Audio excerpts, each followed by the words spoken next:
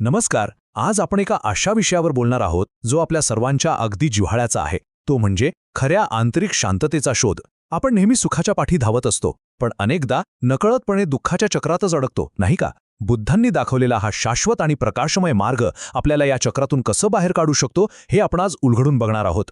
आपला हा आजचा प्रवास प्रामुख्याने 6 टप्प्यांतून जाणार आहे. अमर्याद इच्छेचे चक्र, जागृत अवस्थेचा शोध, 4 आर्य सत्य, विविध परंपरांचे एकच ध्येय, दैनंदिन जीवनातील सजगता आणि शेवटी चिखलाचे कमळात होणारे रूपांतर. तर थेट विषयालाच हात घालूया. भाग 1. अमर्याद इच्छेचे चक्र. मानवी जीवनाच्या अगदी मुळाशी असलेली एक अत्यंत मूलभूत समस्या नेमकी काय आहे, इथून आपण सुरुवात करूया. आता विचार करण्यासारखी गोष्ट ही आहे की आज आपल्याकडे एवढ्या सुखसोयी आहेत, यश आहे, तरीही आपण आतून कुठेतरी असमाधानीच का असतो? सतत आणखी काहीतरी मिळवण्याची धडपड का सुरू असते? एखादी गोष्ट मिळाली की 2 दिवस भारी वाटतं, पण तिसऱ्या दिवशी पुन्हा नवीन इच्छा डोकावर काढते. हे असमाधान नेमकं येतं कुठून? याच अस्वस्थतेला प्राचीन बौद्ध ग्रंथांमध्ये दुःख असं म्हटलंय. सोप्या भाषेत सांगायचं तर जे आपल्याकडे नाहीये ते मिळवण्याची जी सततची लालसा असते ना, तेच हे दुःख. हे एक असं न संपणारं चक्र आहे जे आपल्याला खऱ्या स्वातंत्र्यापासून दूर ठेवतं आणि एका प्रकारच्या अज्ञानात अडकवून ठेवतं. होतं काय की आपण ह्या अस्वस्थतेवर नेहमी इन्स्टंट उपाय शोधतो, अगदी भूक लागल्यावर झटपट चीज बर्गर खाण्यासारखं. पण खऱ्या समाधानासाठी स्वतःची आध्यात्मिक परसबाग फुलवणं गरजेचं असतं. त्यासाठी जो संयम आणि जाणीवपूर्वक प्रयत्न लागतो तो आपण अनेकदा टाळतो. भाग 2. जागृत अवस्थेचा शोध. आता या दुःखावर खरंच काही शाश्वत उपाय आहे का, हे समजून घेण्यासाठी आपल्याला 2600 वर्षांपूर्वीच्या त्या राजपुत्राकडे जावं लागेल, ज्याने या उत्तरासाठी जगातील सर्व सुखसोयींवर पाणी सोडलं. वयाच्या 29व्या वर्षी सिद्धार्थ गौतमाने सत्याच्या शोधासाठी राजवाड्याच्या सुरक्षित भिंती ओलांडल्या आणि पुढे वयाच्या 35व्या वर्षी बोधगया इथल्या बोधिवृक्षाखाली त्यांना ज्ञानप्राप्ती झाली. एका राजपुत्राचा बुद्ध म्हणजे जागृत अवस्थेपर्यंतचा हा प्रवास खरोखरच थक्क करणारा आहे. त्यानंतर त्यांनी सारनाथच्या डिअर पार्कमध्ये आपली पहिली आणि अत्यंत महत्त्वाची शिकवण दिली. भाग 3. 4 आर्य सत्य. बुद्धांनी ही जी पहिली शिकवण सारनाथमध्ये दिली ती खऱ्या अर्थाने आध्यात्मिक उपचारांचा भक्कम पाया मानली जाते. ही शिकवण अगदी एखाद्या डॉक्टरांच्या निदानासारखी आहे. हे विशेष बघा हां. आजार म्हणजे दुःख, त्याचं मूळ कारण म्हणजे आपली लालसा. आजार बरा होऊ शकतो हा विश्वास म्हणजे दुःखाचा निरोध, आणि प्रत्यक्ष उपचाराची पद्धत म्हणजे दुःख निरोधाचा मार्ग. कोणत्याही समस्येवर मात करण्यासाठी हा किती तार्किक आणि स्पष्ट दृष्टिकोन आहे, नाही का? आणि या उपचारासाठी दिलेलं हे औषध म्हणजे अष्टांगिक मार्ग. सम्यक दृष्टी, संकल्प, वाचा, कर्म, आजीविका, व्यायाम, स्मृती आणि समाधी. हा काही फक्त विचारांचा संच नाहीये, तर जगण्याची एक संपूर्ण पद्धतच आहे. आपण जगाकडे कसं पाहतो, काय बोलतो, कशा कृती करतो, या सर्वांची दिशाच ही जीवनशैली पूर्णपणे बदलून टाकते. भाग 4. विविध परंपरा, ध्येय एकच. आता बुद्धांचं हे सखोल ज्ञान जसं जसं खंड ओलांडून जगभर पसरलं तसं तसं वेगवेगळ्या संस्कृतींनी या सत्याला पुढे नेण्यासाठी आपापल्या काही खास परंपरा विकसित केल्या. इतिहास पाहिला तर लक्षात येतं की हा विचार कसा प्रवाहित राहिला आहे.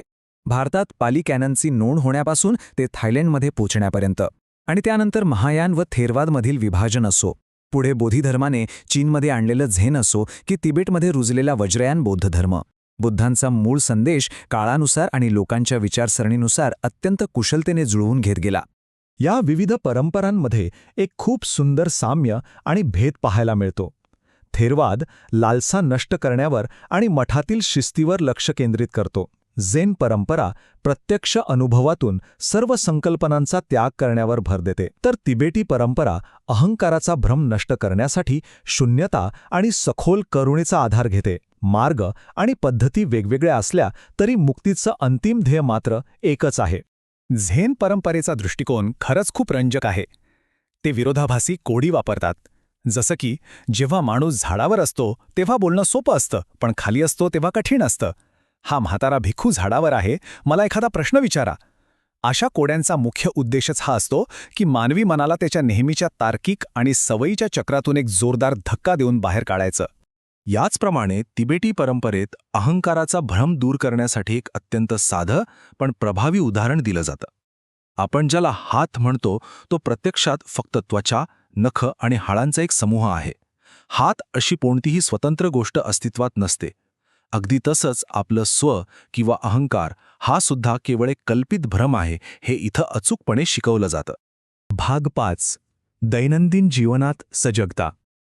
सरतेशेवटी या सर्व प्राचीन परंपरांमधील महान तत्त्वज्ञानांचा आपल्या आजच्या आधुनिक आणि धावपळीच्या आयुष्यात कसा उपयोग होऊ शकतो हे पाहणं महत्त्वाचं आहे. इथेच सक्रिय बौद्ध धर्म म्हणजेच एंगेज्ड बुद्धिझमची संकल्पना समोर येते.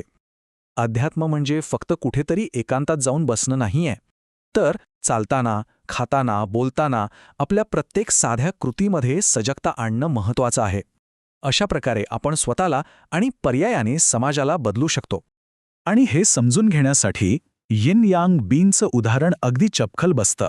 अर्धा काळा भाग ज्यात पांढरा ठिपका आहे आणि अर्धा पांढरा ज्यात काळा ठिपका आहे. ही प्रतिमा परस्पर अस्तित्व म्हणजेच इंटरबिंगची संकल्पना किती सहजतेने स्पष्ट करते.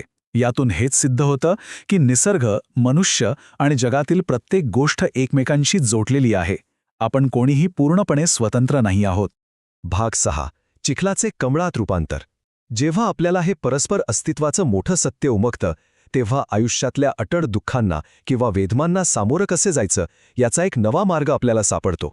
थेक नहाथाण यांचं हे प्रसिद्ध वाक्य बघा, चिखलाशिवाय कमळ नाही. हे किती काव्यात्मक आणि सखोल आहे. जसं चिखलाशिवाय कमळ फुलूच शकत नाही, अगदी तसंच दुःखाच्या जाणीवेशिवाय आपल्या मनात करुणा या अत्यंत सुंदर भावनेचा जन्मही होऊ शकत नाही. म्हणून खऱ्या स्वातंत्र्याचा अर्थ वेदनांपासून दूर पळणं असा अजिबात होत नाही, तर अत्यंत धैर्यानं त्या दुःखाच्या अंधारात डोकावून बघण्यात, त्याचं मूळ समजून घेण्यात आणि त्यातूनच एक आंतरिक शांतता निर्माण करण्यात आपलं खरं स्वातंत्र्य दडलेलं आहे. आता जाता जाता आपण एका गोष्टीवर नक्की विचार करूया. आपलं हे जे रोजचं असमाधान आहे, ज्या वेदना आहेत, तोच कदाचित तो जड चिखल असू शकतो, ज्यात उद्याच्या एका सुंदर आणि शांत कमळाचं बीज दडलेलं आहे. आपण जर सजगतेचा सराव केला तर आपल्यातील हे शांततेचं कमळ नक्कीच फुलेल. ह्याच एका सकारात्मक विचारासोबत आपण आज येथेच थांबूया.